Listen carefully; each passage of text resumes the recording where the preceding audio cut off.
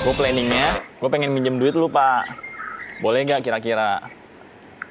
Oh, oke. Berapa, Pak? Ya kurang lebih 1 M lah Pak ada. Nah sekarang mungkin lo bisa sharing dari sisi seorang pengusahanya, Chad. So sekarang di usia Richard yang ke-29 tahun, if you wanna share gitu ya, apa lini bisnis yang ada, berapa sih jumlah lini bisnis dari seorang Richard Theodore Nggak gitu? banyak.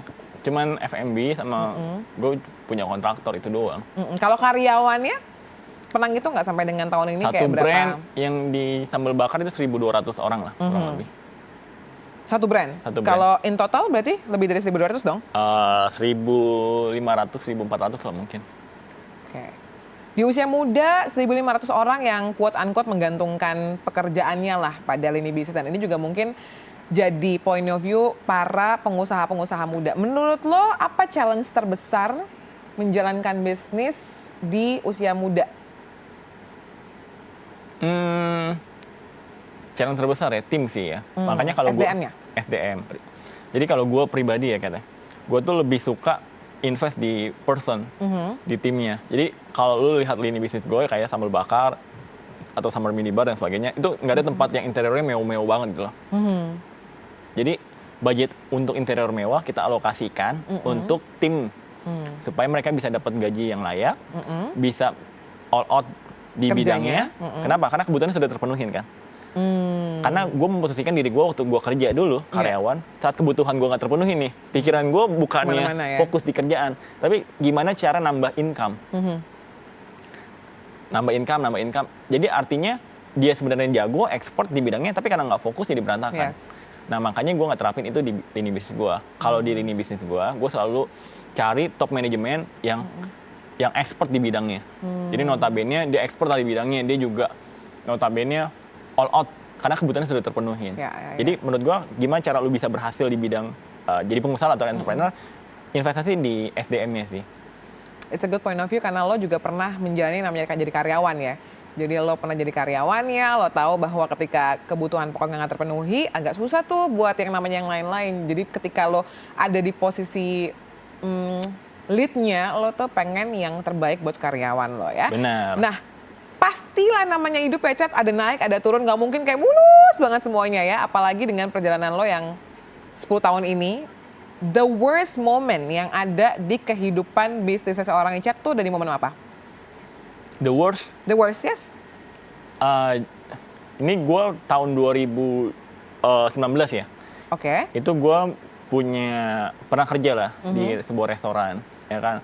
Nah owner restoran itu ngajakin gue bisnis waktu itu. Nah bisnisnya itu tapi gentle agreement. What do you mean? Jadi nggak ada buat PT, nggak ada hitam di atas putih dan sebagainya, cuman gentle agreement. Gue ngasih saham lu 40%, kalau udah balik modal gue kasih 60%. Nah, at the end gue jalanin itu 2 tahun, gue terima gaji selama 2 tahun itu cuma 2,5 juta per bulan, di tahun kedua 2 juta per bulan. Pas di tahun kedua gue pengen buat PT karena sudah ada 9 cabang waktu itu. Istri keduanya nggak setuju. Oh, jadi partner lo ini ada istrinya pertama, ada Ya, istri kedua istri juga kedua. ya? Oh, oke, baiklah. Keduanya nggak setuju. Singkat cerita ya udah, akhirnya gue dipaksa keluar tanpa bawa apa-apa. Jadi gue buang waktu itu selama 2 tahun. Dan gue bawa 2 teman gue yang sampai hari ini masih jadi partner bisnis gue. Jadi selama 2 tahun dari 2019 sampai 2021, ya kan, siapa namanya tuh, si tim gue, Mas Faras, Mas Renal, itu kita cuma terima gaji tahun pertama 2,5 juta, tahun kedua cuma 2 juta.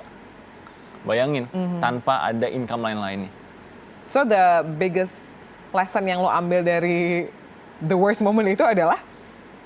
Ya, jangan pernah gentle agreement. Semua people change gitu loh. Semua orang bisa berubah gitu loh. Jadi lu harus bisa ngikat orang biar nggak berubah. Salah satu caranya gimana? Ya Ya, hitam di atas putih, udah hitam paling garis benar. putih, ya kan, buat badan hukum atau PT atau CV dan sebagainya, supaya mungkin lu baik nih hari ini, tapi mungkin partner hidup lu nggak baik, jadi lu bisa terpengaruh gitu loh. Jadi people change, people always change, dan lu harus bisa minimize itu. Itu ya, people always change. Jadi semua kehidupan lah menurut gue, kayak pertemanan, ini bisnis, partnership dan lain-lain. Yang paling penting adalah hitam di atas putih. Nah, ngomongin seputar partner juga, mungkin nih kita mau ada challenge nih, Chat ya. Biar nggak tegang, tepuk tangan buat Richard dulu boleh loh. Ini kayaknya karena biasanya kan kita ngomongin yang ke live gitu, ini kayak bisnis jadi kayak agak-agak tegang gitu, kayak warga-warga Mampang ini semuanya ya. So I wanna challenge you, telepon partner bisnis lo. Tapi ini ada skenario-nya dulu ya. Coba aku mau minta tolong Sandra dulu, atau aku bacain ketentuannya dulu kali ya, Cat ya. Lo harus telepon salah satu, iya betul sekali pemirsa. Telepon salah satu partner lo, nanti akan disebutkan siapa namanya. Skenario-nya adalah lo ini pengen udahan sama dia karena udah nggak satu visi misi. Udah langsung aja lah mention aja namanya Iben, lo telepon Iben lah. Lo telepon Iben, lo bilang gitu ya bahwa kayak gue tuh udah gak satu visi banget nih sama lo Ben. Jadi kayaknya gue udah gak mau jadi partner lo di sambal bakar lagi. Tapi lo itu pengen buka usaha namanya bakar sambal. Nah, dengerin dulu ya Car ya. Lo pengen punya usaha baru namanya bakar sambal. Nah, salah satu alasannya lagi adalah lo tuh baru beli pulau, Cat. Jadi lo bilang kayak udah kayak gue udah nggak bisa lagi deh. Gue udah baru beli pulau, tapi untuk bikin usaha baru ini lo harus pinjem uangnya Iben. Jadi itu skenario-nya ya. Boleh partner yang lain nggak sih? You get the point, nggak boleh harus Iben. Kenapa? Emang lo takut Iben langsung ini ya marah-marah ya? Enggak. Kayaknya Iben juga ngomongin percaya sih. Ya makanya itu. Kayak kita pengen ngetes, kita pengen lihat gimana sih pertemanannya seorang itu sama Iben ini. Ingat ya, brand lo mau bikin brand baru namanya? Bakar sambal. Bakar sambal. Terus lo kenapa? Lo udah nggak mau lagi karena lo baru beli? Pulau. Oke, dan abis itu lo ngapain? Pulaunya di mana? Zimbabwe. Ya boleh. Boleh bebas. Tapi abis itu lo ngapain lagi setelah ngomong itu?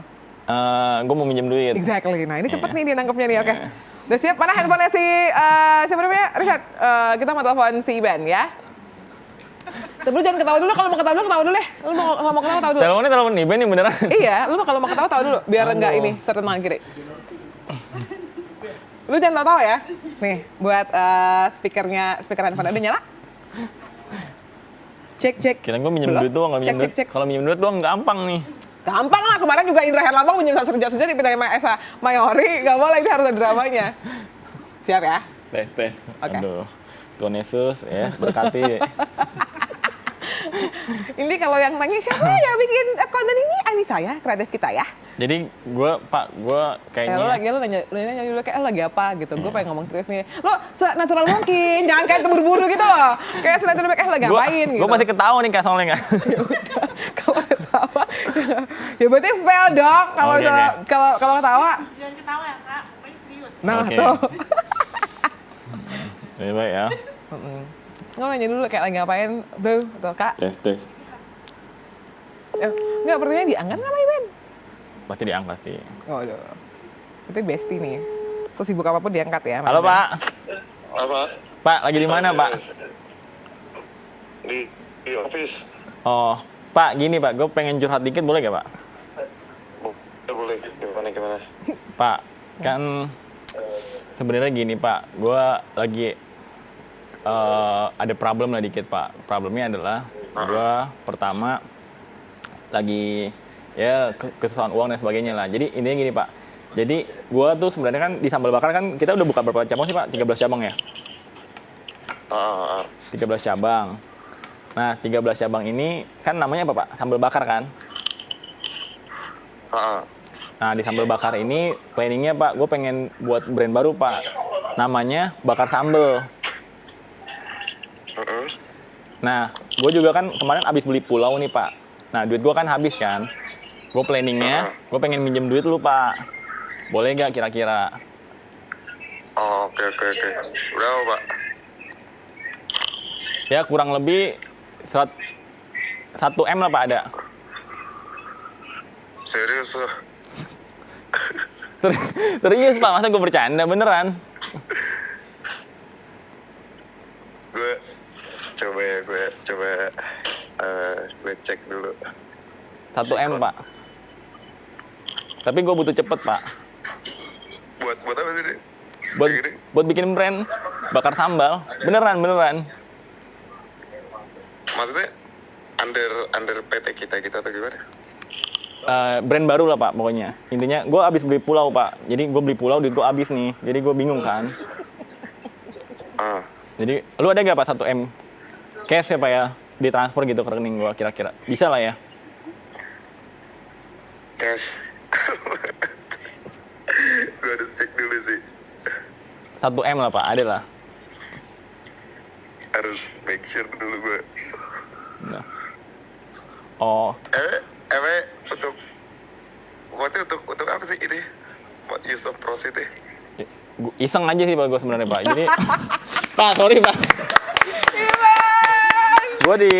Gue disuruh telepon Pak sama tim kreatifnya iTalk. iTalk nih. Sini gue pinjam. Hai Ben. Waduh. Hai Ben, ini gue Kristi host iTalk. Sorry ya. Gak apa-apa. Iya udah, tapi sekalian mengundang nih next habis dari Theo, Iben bisa kali mampir ke iTalk ya. Ntar tim gue kontak ya. Boleh. Boleh, thank you Ben. Pak, thank you ya, sorry ya. Nanti kita ketemu Pak malam ya. Siap. Thank you Pak. Hebat. Cukup meyakinkan kok. Kita berikan tepuk tangan dulu dong buat Theo, lo hebat loh. Dia tenang, kayak santai. Gue beneran nih, gue habis beli pulau nih. Gimana nih? Tapi Iben tuh memang itu ya, kayak secuek itu menurut gue kayak, gimana nih? Oh ya oke. Gue like dulu deh gitu. Emang gitu ya? Cuek lah, duitnya banyak soalnya Pak. Oh wow. Jadi kalau lo terusin menurut lo kira-kira dikasih nggak tadi? Ada transfer sih pasti. Ditransfer ya? Ditransfer. Wow, nice. Kalau gitu. dia udah ngomong dicek dulu pasti ditransfer itu. Oh wow. Tapi kok dia nggak nanya ya kayak, lo ngapain bikin bakar sambal gitu-gitu? Soalnya Iben orangnya nggak rese. Oh, Jadi oke. Iben tuh tipe yang gentle banget lah. Dia kalau udah komit satu, ya kan, dia pasti all out di situ. Makanya tadi dia tanya kan tadi, ini di PT bareng Pak gitu. Oh langsung ya, walaupun kayak setengah-setengah sadar, gue kayak, dia tuh abis bangun tidur kali ya, kayak, ayo Pak, ya, gitu. Tapi Iben tuh orangnya, pokoknya salah satu orang yang partner bisnis yang nggak rese lah. Dan dia all out di bidangnya. Jadi nggak rese, nggak pernah aneh-aneh orangnya. Jadi kalau dilanjutin tadi tuh pasti ditransfer sih. Kriteria, gue percaya bisnis itu kayak jodoh-jodohan, jadi karakter tuh juga penting. Karakter dan feeling, lo main feeling nggak sih kayak, aduh gue feelingnya sama orang ini kayak oke deh gitu. Main juga kan? Feeling dan background check. Background check biasanya apa? Misalkan gini, gue pasti ajakin satu partner bisnis yang notabene dia belum punya track record yang buruk tentang bisnis. Oh oke. Contoh misalkan dia udah punya 4 bisnis gagal terus nih. Orang bakal ngeliat dia sebagai BA misalkan, bukan sebagai entrepreneur. Nah makanya biasanya kalau gue pribadi gue bakal background check dulu. Oke. Nah yang kedua adalah gue lihat karakternya. Karakter Iben itu kan, Iben punya tim kan namanya LL kan. Dia orangnya direspekin banget. Orang-orang semua tim, bahkan sama gue pun sama Iben, gue respect banget lah. Kakaknya dan sebagainya respect banget sama Iben. Karena memang karakteristiknya yang bagus sih menurut gue. Karakter apa yang dicari seorang Richard gitu ya untuk menjadi partner bisnisnya dalam hal apapun? Dia harus trust sih, dan gue juga harus trust sama dia. Contoh, dia itu trust banget masalah operasional, masalah ekspansi bisnis dan sebagainya. Dan gue trust banget masalah marketing sama dia. Oke. Dan dua hal ini kita nggak pernah masalah maksudnya debatable. Harusnya marketing yang bener tuh kayak gini, harusnya operasional yang bener tuh kayak gini. Kita selalu meeting cuman bulanan, monthly atau weekly. Kita bahas ada masalah apa di marketing, ada bahas masalah apa di operasional. Dan Iben all out di bidangnya di divisi marketing, gue all out di bidangnya di divisi operasional dan business development. Itu sih poinnya. Itu sih ya. Emang gue tuh percaya sih kalau misalnya memang udah ketemu orang yang sepadan, kayak seirama, drama tuh pasti ada, tapi kayak bisa diminimalisir gitu loh. Yang penting sih percaya sih. Trust ya. Percaya. Makanya kayak tadi Iben kan nelpon. Dia pasti percayanya adalah gue buat PT yang bareng sama dia gitu loh. Gitu. Itu sih poinnya. Karena kita udah saling percaya banget. Jangan kan 1 miliar. Mungkin tadi tuh kalau nanya 5 miliar pun ya, mungkin Iben bakal usahain. Mungkin dia nggak punya cash segitu, tapi dia bakal usahain. Dan gue juga bakal usahain kalau Iben butuh bantuan itu dari gue. Gitu sih poinnya. Talking about number gitu, gue pengen tahu dong Cat, sepanjang 10 tahun ini atau 9 tahun ini lo berjalan gitu ya, bangun bisnis, the worst yang pernah lo buat gitu ya, nggak cuan itu di angka berapa? Banyak banget. Ya udah. Mention the number yang the highest yang lo ingat. Yang the highest ya, yang miliaran lah. Yeah, we know. Number, mention the number. Ya range aja ya. Range. Ya pernah hilang langsung one moment tuh hampir 5 miliar gitu at the moment. Sedih banget ya. Ya tapi ya gue percaya satu hal kan, yang tadi Tuhan tuh kasih cobaan pasti sesuai kemampuan lo gitu loh. Nggak akan lebih ya. Dan kalau gue merenungin masalah gue hilang duit segitu, mungkin gue nggak dapet lebih dari sekarang gitu loh. Jadi ya udahlah, let it go, let it flow, ya kan, biarin aja. Namanya masalah pasti ada temennya, problem solvingnya, gitu sih. Nice. Tuhan izinin 5 miliar hilang one moment. Hampir, Oke, let's say 5 miliar ya. Hampir 5 miliar one moment hilang dari seorang Richard. Berapa yang Tuhan izinin pernah tertinggi mampir di ininya Richard? Ya lumayan lah ya. Mention a number, I want a number. Berkali-kali lipat lah. Berapa ya. kali lipat? Berkali-kali lipat lah ya. Kan? Ya kayak di brand sambal bakar aja ya. Itu sambal bakar kita investasi itu satu outlet 4 sampai 5 miliar. Wow, gede juga ya? Iya, satu outletnya karena ukuran 1.000 sampai 5.000 meter kan. Oh, gede sih ya. Oke. Sekarang kita punya yang lagi dibangun 20 outlet. Ya kalian aja tuh berapa? Berapa? Itu dari satu lini bisnis ya. Berapa secara valuasi perusahaannya? Dulu papa mama sempat berantem karena mungkin uangnya nggak begitu besar sekarang, tapi lo dipercayakan Tuhan, nih ya gue bisa memberi lo, gue bisa mempercayakan lo a value atau harta segini banyak gitu. So how do you see money? Ya makanya gue buat konten, gue bantu-bantu orang. Jadi gue ngeliat uang gue bahwa ini bukan uang gue sepenuhnya sih. Jadi gue bakal coba seberapa maksimal mungkin uang ini bisa bermanfaat buat banyak orang. Termasuk gue tim gue. Gue boleh tanya tim gue lah abis acara ini. Gue selalu tanya, berapa sih kebutuhan lu yang bisa terpenuhin? Nah itu yang gue kasih, gue provide. Kenapa? Karena gue nggak pernah underestimate orang gitu loh. Oke. Gua You nggak put mau. people ya about the money. Gue nge-treat tim gue as a brother, as a saudara. Gue usahain kasih yang semaksimal mungkin buat mereka. Gitu sih. Walaupun nggak semua ya, nggak semua. Karena kan kita nggak bisa membagikan semua orang. Ya, tapi gue usahakan, ya kan. Karena kan gue masih pribadi satu orang nih, ya kan. Ya doain aja supaya makin hari makin berkembang, makin maju, gitu sih. Ada yang pernah bilang sama gue kalau lo tuh harus melihat semuanya itu sebagai titipan gitu. And at some point of view lo pernah ngebayangin nggak ya kayak oke nih gue punya sekarang segini ya. Kalau ternyata titipan ini waktunya udah habis di gue. Kayak brand lo, mungkin juga bisa sosial media lo, atau harta lo ini kata Tuhan kayak udah ya, Cat, cuma segini doang nih, aku ambil lagi ya, kamu aku kasih misalnya balik lagi ke kehidupan yang biasa aja gitu, dengan gaji UMR dan lain-lain dan masih harus struggling di bagian ekonomi. Are you ready for it? Ya ready aja, berarti nggak ada masalah. Karena ya saat nanti gue jatuh, ya gue yakin dan percaya satu hal, gue pasti bisa bangkit lagi. Sure. Karena gue jatuh tuh bukan sekali 2 kali, udah beberapa kali. Teman-teman gue yang tahu gue dari zaman SMA, kuliah dan sebagainya, yang gue terima gaji cuma 2 juta selama 2 tahun, itu udah tahu banget karakter gue. Even gue jatuh nanti, dikasih cobaan jatuh, gue yakinkan satu hal sih, gue pasti bangkit sih. Nice. Jadi, gue mau dijatuhkan 100 kali, gue bakal bangkit 101 kali. Gue mau dijatuhkan 1000 kali, gue bakal bangkit 1001 kali. Karena lo tau lo jalan sama siapa ya? Benar. Oh, nice. Dan gue yakin lah, gue bukan yang paling hebat, tapi gue punya tim yang hebat yang bisa solve masalah itu sih. Nah, kalau misalnya lo kan lagi puji Tuhan aman-aman aja gitu ya. Dan ini misalnya ada orang-orang di luar sana yang lagi merintis bisnisnya, terus ternyata bisnisnya tidak take off dan dia ditinggal sama pacarnya. Do you have a message for them? Ya, gue juga pernah, mantan gue yang sebelumnya. Jadi pas gue merasa bawah, orang tuanya nggak setuju. Tapi gue selalu bilang sih, gue bakal bales sih. Balas dengan prestasi, balas dengan berkat yang gue terima, balas dengan achievement yang gue dapetin. Dan nggak perlu minder lah, laki-laki kok minder, ya kecuali perempuan. Laki-laki kan ditakdirkan supaya jadi leader kan, pemimpin kan. Ya lu kalau minder sama satu perempuan, gimana mimpin satu keluarga gitu loh, gimana mimpin satu company atau banyak orang dan sebagainya. Kalau gue pribadi ya, saat kita jatuh, percaya aja lah kita bisa bangkit. Itu aja sih. Wow, that was a good spirit. Kita boleh berikan tepuk tangan buat Richard. Terakhir, Cat, mungkin untuk menutup sejam kita yang sudah sejam terlewati. nih ya? Udah dong, dan tanpa iklan ini, apa yang lo pengen bagikan terutama buat anak-anak muda yang sekarang tuh lagi struggle, tapi dia punya mimpi besar, cuman kayak dia nggak tahu nih how to make it into reality.